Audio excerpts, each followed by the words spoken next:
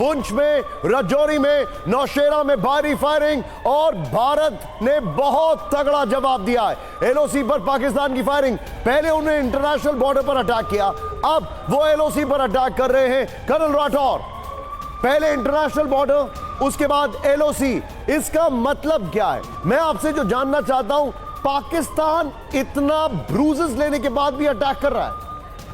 पाकिस्तान ने इस चीज़ को मिसरीड किया है और उसने सबसे बड़ी गलती जो की है कि उसने पूरी इंटरनेशनल बॉर्डर और एलओसी को एक्टिवेट कर दिया है।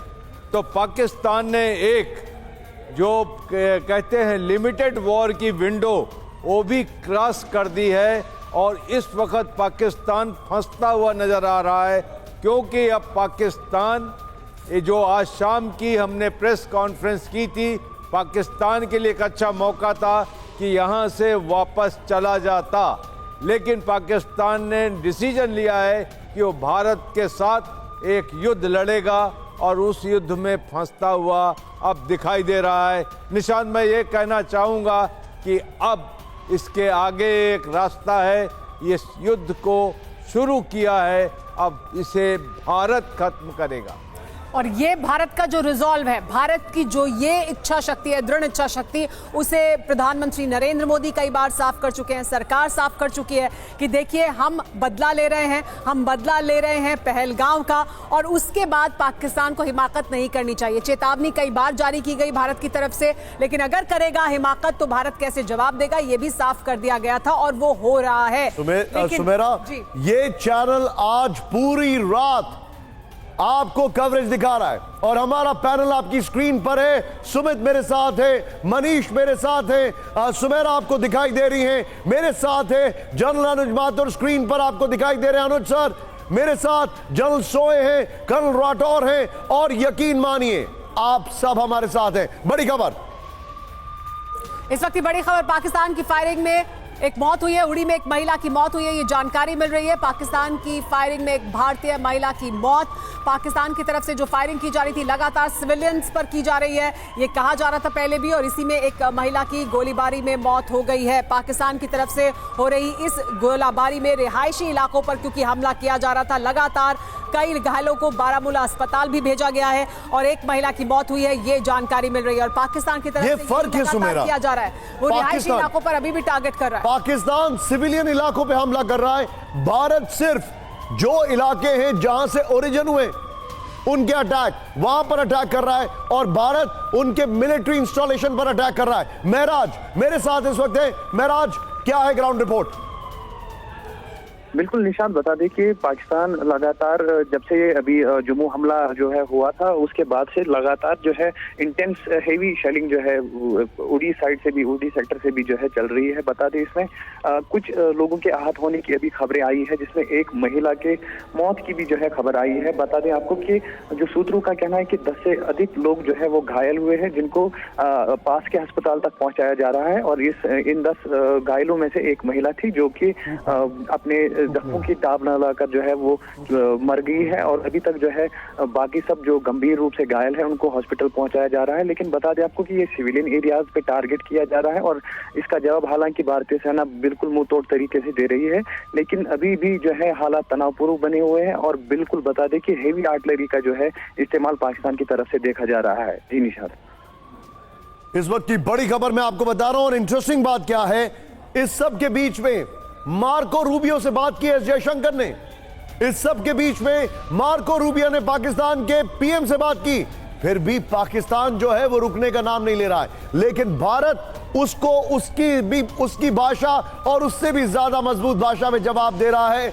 मैं आपको बताना चाहूंगा, इस वक्त एब्सोल्यूट chaos है पाकिस्तान के शहरों में, क्योंकि हम बात कर रहे हैं कराची की, इस्लामाबाद की, पेशावर की, हम बात कर रहे हैं बहावलपुर की, हम बात कर रहे हैं क्वेटा की, हम बात कर रहे हैं सियालकोट की। यहां पर किसी ना किसी रूप में पाकिस्तान में अटैक्स हो रहे हैं। पाकिस्तान पूरी तरीके से हिला हुआ है, और ये जो उसने हमले शुरू किए भारत के ऊपर, लगभग आधे घंटे के ड्रोन अटैक, और अब जो एलओसी पर फायरिंग कर रहा है, पाकिस्तान को इसका बहुत करारा जवाब भारत की तरफ से मिल रहा है। लेकिन देखिए किस तरह से जो जवाब दिया गया है भारत का, उसमें वो तमाम अहम शहर भी हम आपको दिखा रहे हैं जहां पर हमला किया गया है। लेकिन ये जो हमले हैं इन्हें हम लगातार डिकोड करने की भी कोशिश करें कि दरअसल क्या रणनीति है, पाकिस्तान जो कर रहा है उसे भारत कैसे जवाब दे रहा है। लेकिन अनुज सर, ये जो पाकिस्तान की तरफ से हमले किए गए, भारत की तरफ से जवाबी कार्रवाई की गई है, लेकिन उसके बावजूद अभी तक ये बताया जा रहा है, अभी तक जहां से भी जानकारी मिली है कि कोई भी सिविलियन इलाकों को टारगेट नहीं किया गया है।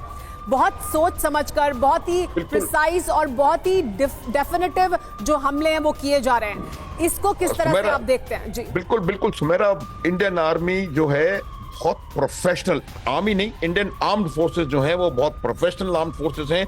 और ये आर्म्ड फोर्सेस की फंडामेंटल ट्रेनिंग में शामिल होता है कि आप किसी भी प्रकार से निहत्थे और अनआर्म्ड सिविलियंस को टारगेट नहीं करेंगे, सिविलियन फैसिलिटीज को टारगेट नहीं करेंगे। और इंडियन आर्मी कभी भी आप देखेंगी सिविलियन फैसिलिटीज को टारगेट नहीं करेंगी।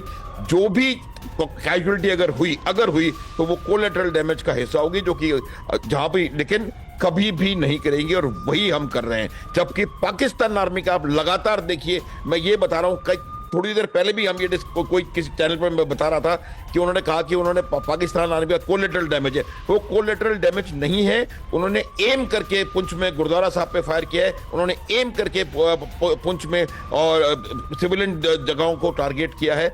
वही बात है, और देखिए वो चाहते हैं कि उड़ी में ही वो सिविलियन इलाकों पर लगातार हमला कर रहे थे और उसी में एक महिला की मौत। वजह मैंने बता दी, वो लाइन ऑफ कंट्रोल है, इस वजह से हो रहा है वहां पे। और वहां पे कई सिविलियंस को अस्पताल भी पहुंचाया गया है, बारामूला के अस्पताल पहुंचाया गया है सिविलियंस को उड़ी से। तो ये लगातार पाकिस्तान की तरफ से किया जा रहा है। लेकिन कैसे कराची पोर्ट को भी निशाना बनाया गया है, ये अपने आप में एक बड़ी खबर है और इससे जुड़ी हुई जानकारी भी हमारे पास आ रही है। लेकिन US Rathore sir, Karachi port को आप भी ये कह रहे थे कि ये अपने आप में एक बड़ा टर्निंग पॉइंट हो सकता है। कैसे ये टर्निंग पॉइंट है कि अगर हमने कराची पोर्ट पर हमला किया और कराची पोर्ट पर ड्रोन अटैक किया गया? तो मेरा मुझे 1971 की याद आती है। 3 दिसंबर ऑपरेशन ट्राइडेंट लॉन्च किया गया था कराची पोर्ट के ऊपर, और इसके साथ भारत ने युद्ध का आगाज किया था 1971 में। कराची पोर्ट पूरी तरीके से ध्वस्त हो गया था और पाकिस्तान की सारी नेवी तबाह हो गई थी या भाग गई थी, भाग करके ईरान तक पहुंच गई थी। और उसके बाद कराची में जो आग लगी थी वहां के ऑयल स्टोरेज डंप में, कराची वालों ने 3 दिन तक सूरज नहीं देखा था। और उसके बाद पाकिस्तान की रीढ़ टूट गई थी, क्योंकि उनके पास लड़ने के लिए पेट्रोल नहीं बचा था, डीजल नहीं बचा था। वही चीज होगी, हमारा वेस्टर्न फ्लीट तैयार है, हम कराची को ब्लॉकेट करेंगे और पाकिस्तान की बची खुची नेवी को बर्बाद करेंगे। इसके बारे में शुरू से लोग कह रहे थे कि नेवी ने अभी तक पत्ते क्यों नहीं खोले हैं, और आज नेवी ने भी पत्ते खोल दिए हैं। भारत की तीनों सशस्त्र सेनाएं